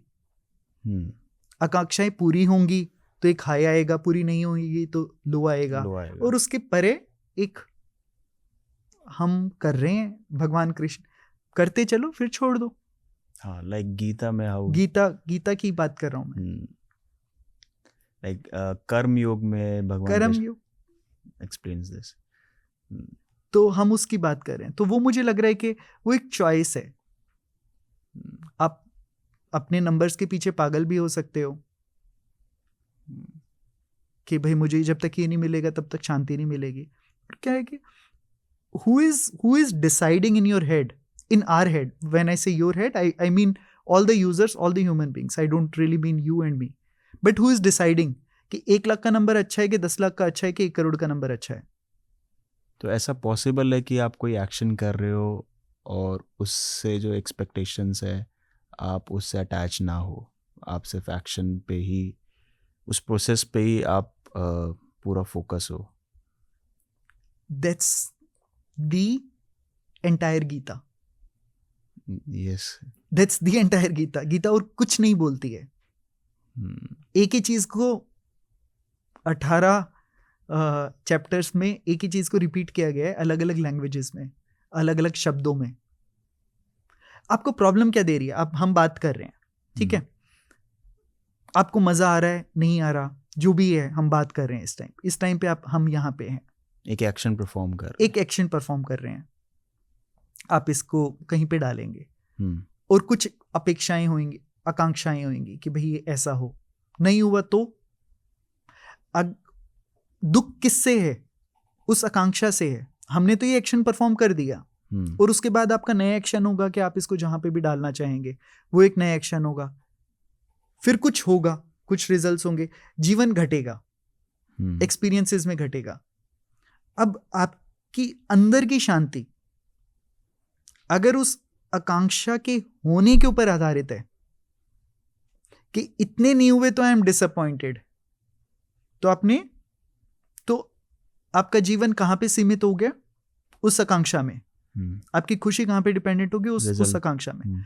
और क्या ये चीज पॉसिबल है कि मैंने कर लिया अपनी तरफ से, आप अभी बैठे हो, आप पूरी माइंडफुलनेस से बैठो, जितना आप अच्छे, मैं यहाँ पे हम कोई परफॉर्मेंस तो कर नहीं रहे, हम बातचीत कर रहे हैं, बट बहुत बार हम जो भी कर सकते हैं हम कर रहे हैं, बैठ रहे हैं, हम मौजूद हैं अपनी कॉन्वर्सेशन के अंदर, होश में हैं. और फिर आप डालोगे, वो आप बेस्ट करोगे, एडिटिंग आप बेस्ट करो, आप जो भी उसकी मार्केटिंग कर रहे हो बेस्ट करो. फिर क्या छोड़ सकते हो? डिटैच हो सकते हो. बट रिजल्ट ड्राइव नहीं करता कि आपको नेक्स्ट एक्शन परफॉर्म करना है. रिजल्ट की आकांक्षा दिक्कत नहीं देती. थोड़ा सा इसको डिफरेंट शब्दों में बोलूंगा, लेकिन अगर आपने अपनी खुशी उसी रिजल्ट के ऊपर आधारित है, आपका पेन किस चीज में है? मतलब मेरे को उसकी रिजल्ट से खुश और उदास नहीं होना है. हाँ, बट अगर आप उसके परे हो गए तो आप एक्सीलेंस को अचीव कर सकते हो ना. Nobody is stopping you from doing the best of editing in the world. Nobody is stopping you from even aspiring to be the best podcaster, not only in India, but in the world. Nobody is stopping you. But अगर आपने ये अपने मन में बना लिया कि जब तक मैं बेस्ट पॉडकास्टर नहीं बन जाऊंगा, मेरे सबसे ज़्यादा फॉलोअर्स नहीं हो जाएंगे, तब तक वही चीज़ आपने, चाहे बेशक उसको शब्दों में बोलो या मन में मानो, जब तक उस चीज़ को चेज कर रहे हो और उसके ऊपर आपकी खुशी आधारित है, इसका मतलब आप उसके रिजल्ट से अटैच्ड हो. और वही चीज पेन दे रही है, क्योंकि जब तक नहीं होगी तब तक आप दुखी हो, उसी को चेस कर रहे हो, आप लाइफ को तो जी नहीं रहे हो, आपका पूरा ध्यान वहीं पे है. आपकी पूरी, अब you are completely identified with one thing in life, कि मेरे को बिगेस्ट बेस्ट पॉडकास्टर बनना है. राइट. और उस टाइम पे जो भी आपके जीवन में चल रहे हैं और अच्छी चीजें चल रही हैं, सुबह अच्छे से छोले भटूरे आए हैं, घर पे माँ ने प्यार किया, किसी दोस्त ने बातचीत करी, वो आपको कुछ नहीं दिखाई दे रहा. अब सिर्फ एक चीज के ऊपर हो, क्योंकि आपकी कंप्लीटली अस्तित्व उसके ऊपर डिपेंडेंट हो गया है. छोड़, nobody is asking you to stop chasing excellence. आप बैठे हो तो बल्कि अच्छे से करो. एक्सीलेंस शायद बेटर आ पाएगी, एक्सीलेंस आ पाएगी. मुश्किल है, लेकिन यह भी जानना जरूरी है कि हमारा दुख कहां पे अटका हुआ है. हमारा दुख उसी आकांक्षा में अटका हुआ है. उस आकांक्षा का मतलब सिर्फ ये कि ये होगा तभी मैं खुश होऊंगा. It's as simple as that. Gita is very very simple. Gita is very very simple, very very straightforward, but वो नहीं होता हमसे छोड़ा नहीं जाता. और वही तपस्या है, वही रिनंसिएशन है. आप छोड़ते किसको हो? ईगो को. ईगो क्या है? वो आकांक्षा है, जहां पे आप बोलते हो कि ये आकांक्षा पूरी नहीं हुई तो मेरा जीवन अधूरा. क्या रियली में जीवन अधूरा? मतलब आपको कुछ और ड्राइव कर रहा है rather than आप उसी में बस आपके लिए वही जीवन है, वही मैं बन गया है। yes जो मैं हूं वो तो गुम हो गया, nice वो तो है ही नहीं, उसको तो मैं देख ही नहीं रहा हूं। बिल्कुल, अमेजिंग इंसाइट थी ये। तो आई थिंक इसी से कनेक्टेड एक क्वेश्चन मैं पूछना चाहता हूँ जो कि इंटरनेट पे बहुत पॉपुलर है, मैनिफेस्टेशन। मेरा भी फेवरेट है। क्या सच में मैनिफेस्टेशन पॉसिबल है? या अगर है तो आप कैसे करते हो? मतलब भगवान कृष्ण की तरह करोगे तो पक्का से पॉसिबल है, बट वो डिफिकल्ट है। सुना देता हूं।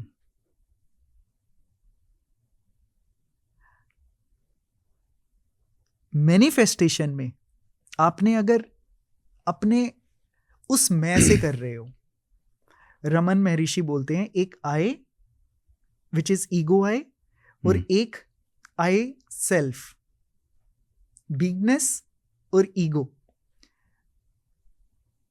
मतलब कैसे डिफरेंशिएट मैं करेंगे? बताता हूं, ये शब्दों में तो मैं शायद नहीं बयां कर पाऊं इसको, बट मैं दूसरे तरीके से इसको समझाता हूं। इसी को एग्जाम्पल लेते हैं। अगर आप मैनिफेस्ट ये कर रहे हो कि हे भगवान मैं बिगेस्ट पॉडकास्टर बन जाऊं, ठीक है, मैं चाहता हूं, फिर जो तूने दिया वो मेरे को मंजूर, ओके ठीक है, वो दोबारा से गीता पे ही आ रहा हूं। जब तूने दिया और मेरे को मंजूर, क्योंकि वो तेरी इच्छा, मैं जिससे मांग रहा हूं, मैं मैनिफेस्टेशन किसी से कर रहा हूं, राइट? उसको भगवान बोल लो, उसको परमात्मा बोल लो, उसको लाइफ बोल लो, यूनिवर्स बोल लो, कुछ भी बोल लो, कॉन्शियसनेस बोल लो, अल्लाह बोल लो, जीसस बोल लो, कुछ भी बोल लो, इंग्लिश में मांग लो, हिंदी में मांग लो। आप किसी शक्ति से मांग रहे हो जिस शक्ति के ऊपर आपको विश्वास है, ठीक है। अब अगर वो शक्ति है तो उस शक्ति की जो भी उसका डिसीजन है, जो भी वो देती है, उसको आपको रिस्पेक्ट करना चाहिए कि नहीं करना चाहिए? बिल्कुल करना चाहिए। करना चाहिए। लेकिन आप बोलते हो कि मेरे को तो यही चाहिए, ऐसा नहीं ऐसा चाहिए, ऐसा नहीं ऐसा चाहिए। मांगने में कोई दिक्कत नहीं है, प्रेयर में बहुत बहुत ताकत होती है। प्रेयर कर लो, प्रेयर करो, जो मांगना है मांगो, सबसे बड़ी चीज मांगो ना, मुझे मैं से मिला दे, मुझे तेरे से मिला दे। हम वो नहीं मांगते, हम मांगते हैं कि ये लड़की दिलवा दे, लड़का दिलवा दे, इससे शादी करा दे, ये जॉब दिलवा दे, ये घर दिलवा दे। कोई दिक्कत नहीं है, मांग लो, फिर छोड़ दो। फिर उसके ऊपर छोड़ोगे ना जिससे मांग रहे हो, या तलवार लटकाओगे, pistol. Manifestation is this, right? एक ये है। और ज्यादातर लोग मांगते हैं give me this, give me this, give me this, I am good, I am good, I am good, I am a confident person. मतलब जैसे लॉ ऑफ अट्रैक्शन में जैसे ये सब बकवास है। आप किसको फूल कर रहे हो? ओके, किसको फूल कर रहे हो आप? मैंने इसी बुक में पढ़ा, बड़ा ही प्यारा कोट लगा, बड़ा ही प्यारा कोट लगा, मैनिफेस्टेशन से रिलेटेड ही है, कि जब आप भगवान की पूजा करते हो और उससे कुछ मांगते हो तो आप एक्चुअली में भगवान की आराधना नहीं कर रहे होते। अगर गाड़ी मांग रहे हो तो गाड़ी की आराधना कर रहे हो। मांगते ऐसे ही है ना, हे भगवान गाड़ी दे दे, हे भगवान इस लड़की से मिला दे, हे भगवान ये जॉब दिलवा दे, हे भगवान आईपीओ करवा दे, हे भगवान 1 मिलियन फॉलोअर्स करवा दे। कुछ भी मांग रहे हो तो आप उस पर्टिकुलर चीज पे उसकी आराधना कर रहे हो, पूरा फोकस उसी पे है। भगवान पे कहाँ है? भगवान कहाँ है? राइट। तो मैनिफेस्टेशन कर रहे हो, कर लो मन से, जो मांगना है मांग लो, और बिगेस्ट से बड़ी चीज मांग लो, फिर छोड़ दो ना। क्योंकि अगर नहीं छोड़ रहे तो या तो भगवान कृष्ण झूठ बोल गए, गीता को जला के फेंक दो। अच्छा, मैनिफेस्टेशन के बारे में क्या बोला है? यही तो है, और यही तो विरोधाभास है। ये मैनिफेस्टेशंस की दुकानें चल पड़ी। Okay. एसेंस सिखाया नहीं, मांग लो जो मांगना है मांग लो। हमको दिया किसने है? उसी ने दिया है, आगे कौन देगा? वो ही देगा, राइट। वो ही देगा। आप अगर ये सोच रहे हो कि आपने जो पा लिया वो खुद से पा लिया, आप इंडिया में पैदा हुए, नोएडा में पैदा हुए, यूपी में पैदा हुए, पूरे आपके हाथ पांव चल रहे हैं, क्या आपकी वजह से चल रहे हैं या कोई हायर पावर है? डेफिनेटली, मतलब आई पर्सनली बिलीव कि you personally believe, you take oxygen, right? वो ऑक्सीजन कहां से आई? पेड़ आपने उगाए थे या सृष्टि ने दिए थे? You are deeply connected to each and everything in this world. Exactly, creation है, राइट। राइट? 5 या 6 बार धरती एक्सटेंट हुई है, एज इन लाइफ एक्सटेंट हुई है, और मे बी मास एक्सटेंशन हुआ है, नॉट कंप्लीटली एक्सटेंशन। और वो किसी ना किसी कारण से, एक्सटर्नल कारण से हुई है, इवॉल्व हुए हैं। एक बटरफ्लाई कैटरपिलर से निकल जाती है, एक चलने वाला एनिमल, एक जानवर उड़ने लगता है, ये एवोल्यूशन है। ये आपने खुद से की थी एवोल्यूशन? अपना दिमाग खुद से बनाया था? नहीं, एक इंटेलिजेंस थी, हायर इंटेलिजेंस थी, और हमको लगता है कि हम कर रहे हैं। क्या आप कर रहे हो? बाकी सारा छोड़ो, आपके माँ बाप आपको पढ़ाते नहीं तो यहां तक पहुंचते, और जिन लोगों के पढ़ा नहीं पाते,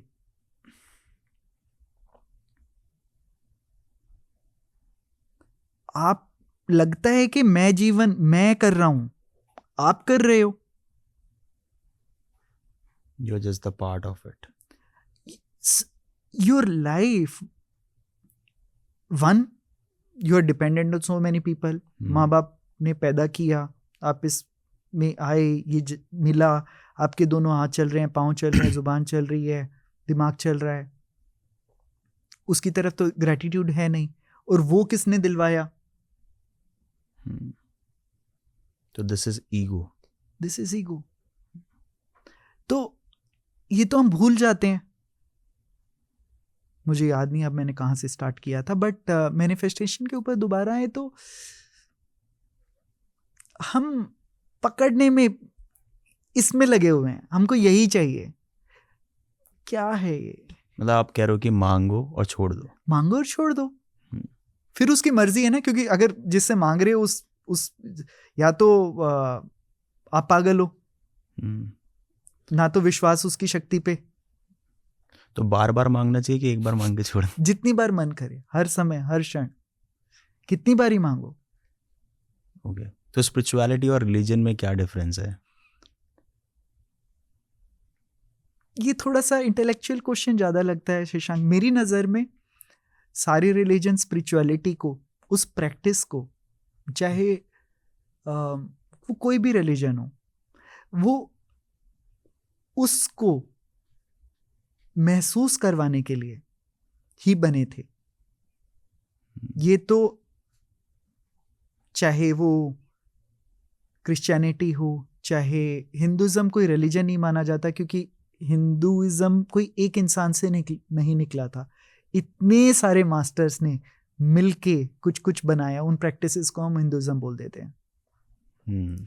कुछ लोग कृष्ण को मानते हैं, कुछ शिवा को मानते हैं, कुछ दुर्गा माता को मानते हैं, लेकिन जो जानते हैं वो बोलते हैं कि ये सब सेम है, ये अलग हो नहीं सकते।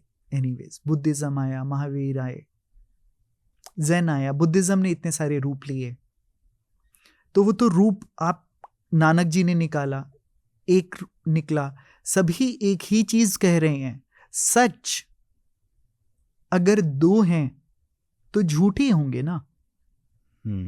सच तो सच एक ही हो सकता है, शब्द अलग अलग हो सकते हैं।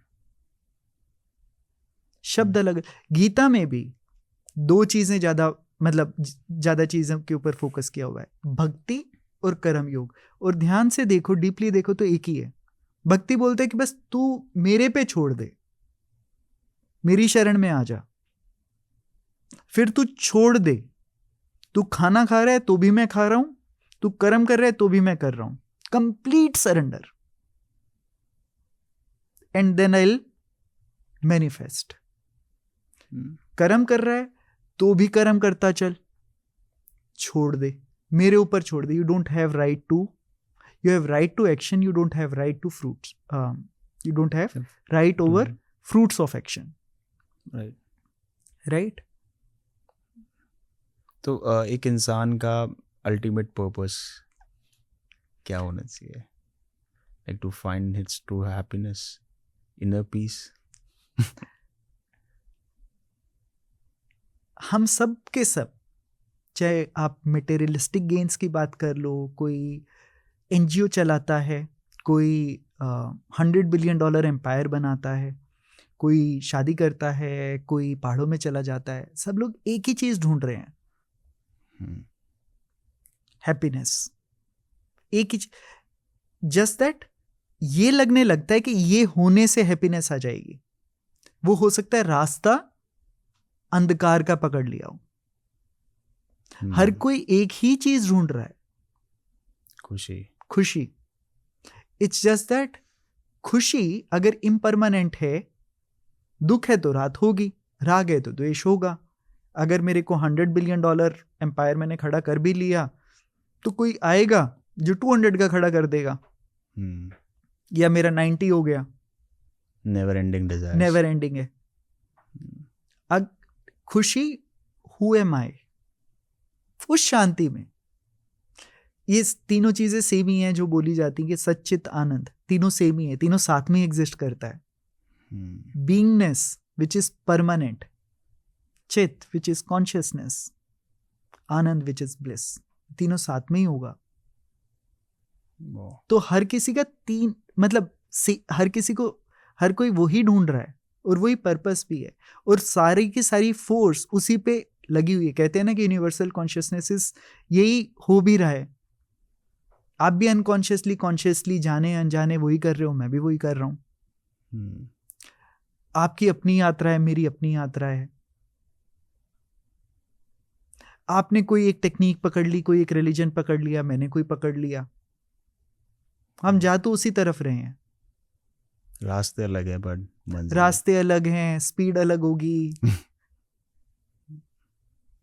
तो जाते एक ही तरफ रहे हैं. तो ultimate the question is, what is the purpose of this life, who am I.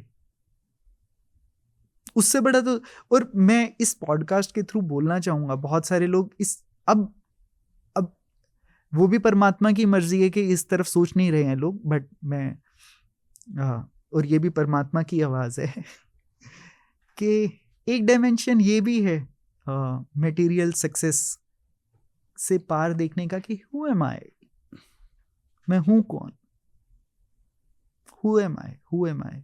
Meditation से अचीव की. अगर मेडिटेशन इस तरफ इशारा करती है तो वो सच्ची मेडिटेशन है, और इररिस्पेक्टिव ऑफ द टेक्निक, कोई भी टेक्निक. बट अगर मेडिटेशन के अंदर ये मिसिंग है,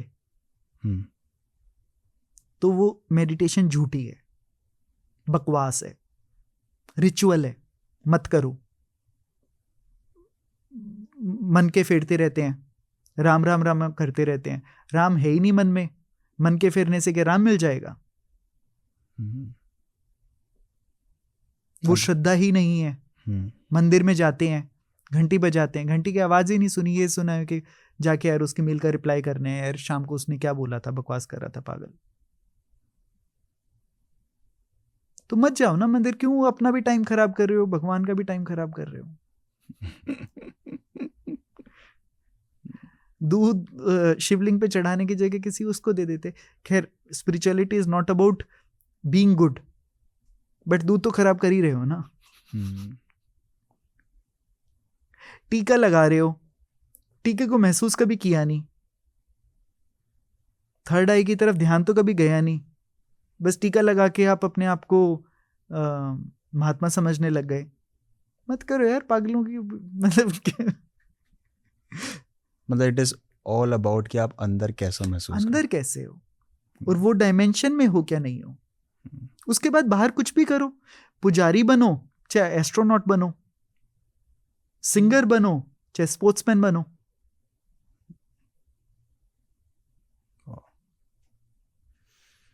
great. I think this is the end of the podcast. कैसा Thank लगा you. रमन आपको? मेरे को बहुत अच्छा लग रहा है शशांक। आई डोंट नो कि कैसे इसको यूजर्स लेते हैं, बट मुझे काफ़ी अच्छा लगा। मेरे को बहुत मज़ा आया। And one thing which I want to say कि जब मैं आपसे कम्युनिकेशन मतलब जब हमारा कॉन्वर्सेशन चल रहा था, तो जब भी आप ध्यान की बात करते थे तो शायद आपसे बात करते करते मैं सच में ध्यान में चला जा रहा था, बिकॉज द इंटेंसिटी यहाँ पे जो थी वो आई थिंक काफ़ी मेडिटेटिव हो गई थी आपके प्रेजेंस की वजह से। एंड जिस तरफ से आप आई थिंक आप जो बात कर रहे थे, being coming from the centre, I can really feel that like so good and that's one dimension which is always present। और उसके लिए मेरी प्रेजेंस नहीं चाहिए, वो आप अपने अंदर ही महसूस किया, और उसको हम हर चीज़ में अगर एक्सेस कर सकें तो उसकी पावर, उसकी शांति बयान नहीं कर सकते। राइट। और यही यात्रा है। आई थिंक हमको और भी कॉन्वर्सेशंस करने पड़ेंगे शायद एक पॉडकास्ट सफिशिएंट नहीं है, बिल्कुल तो शशांक, हमको शायद दोबारा एक और पॉडकास्ट शूट करना पड़ेगा, बिकॉज आई थिंक अभी टाइम कंस्ट्रेन है हमको। बट अभी मेरे पास और भी सवाल है जो मैं आपसे करना चाहता हूँ, बट आई थिंक हम कभी भी दोबारा कभी कर सकते हैं शशांक। बट मुझे भी बहुत अच्छा लगा आपसे बात करके, इसके बारे में चर्चा करके। ये हमेशा ही अच्छा ही लगता है।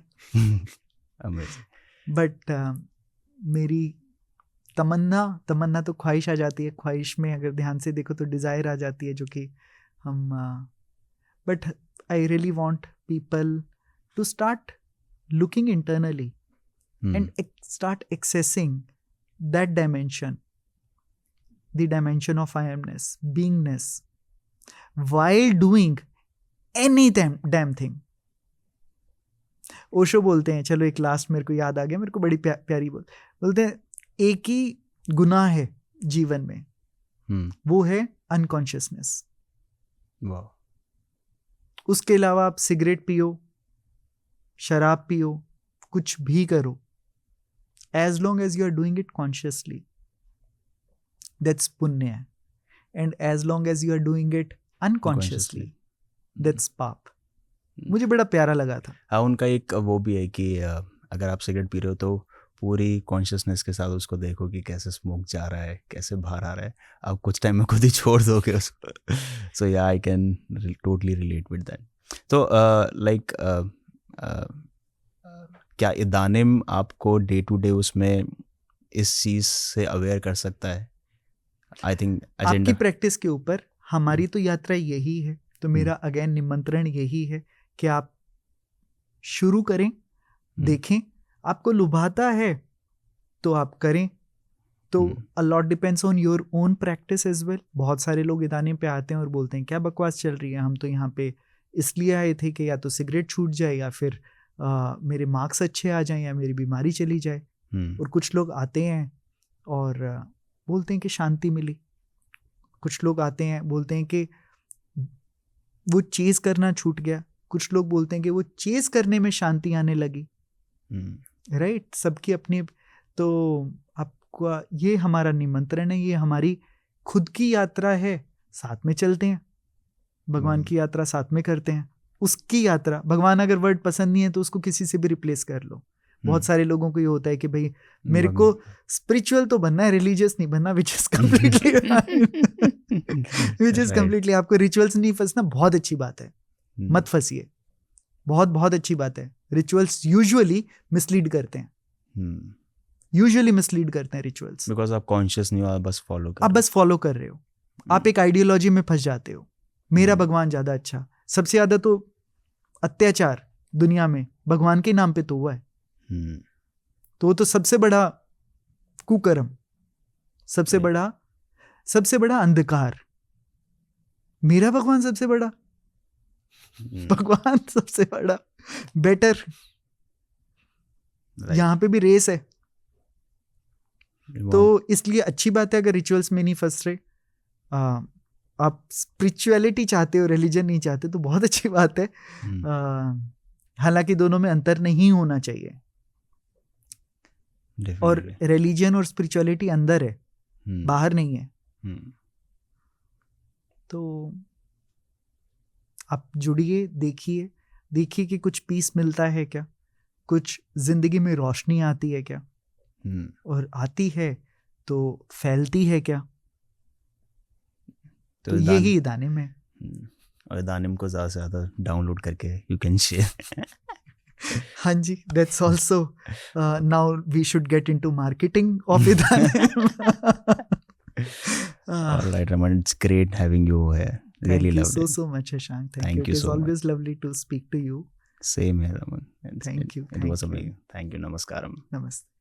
तो दोस्तों, ये थी मेरी कॉन्वर्जेशन रमन मित्तल के साथ, एक ऐसे इंसान जिन्होंने मेटीरियल सक्सेस को कॉन्कर किया है एंड साथ ही साथ स्पिरिचुअलिटी को भी अपनी लाइफ का इंटीग्रल पार्ट बनाया हुआ है। उनकी स्टोरीज़, इनसाइट, आइडियाज़ एंड उनके लाइफ के एक यूनिक पर्सपेक्टिव से आई होप आपने बहुत कुछ सीखा होगा। अगर आपको ये पॉडकास्ट पसंद आए तो इस चैनल को सब्सक्राइब करना ना भूलें। अपने थॉट्स, फीडबैक्स एंड आइडियाज़ मेरे को कमेंट्स में ज़रूर शेयर करें। मेरे को आपके फीडबैक्स पढ़ना बहुत पसंद है। अगर आप स्पिरिचुअलिटी एंड माइंडफुलनेस में और डीपली जाना चाहते हैं तो मेरे साथ कनेक्टेड रहिए, क्योंकि यहाँ हम मिलकर अपनी ज़िंदगी को और मीनिंगफुल एंड फुलफिलिंग बनाने की जर्नी पे हैं। विद दैट सेड, ये था शशांक आयुर पॉडकास्ट का एक सोलफुल एपिसोड। मिलते हैं अगले पॉडकास्ट के एपिसोड में एक नए गेस्ट, एक नई स्टोरी, एक नए पर्सपेक्टिव के साथ। तब तक के लिए स्टे इंस्पायर्ड, स्टे माइंडफुल और अपनी लाइफ को हारमोनी और बैलेंस के साथ जीते रहिए। नमस्कारम।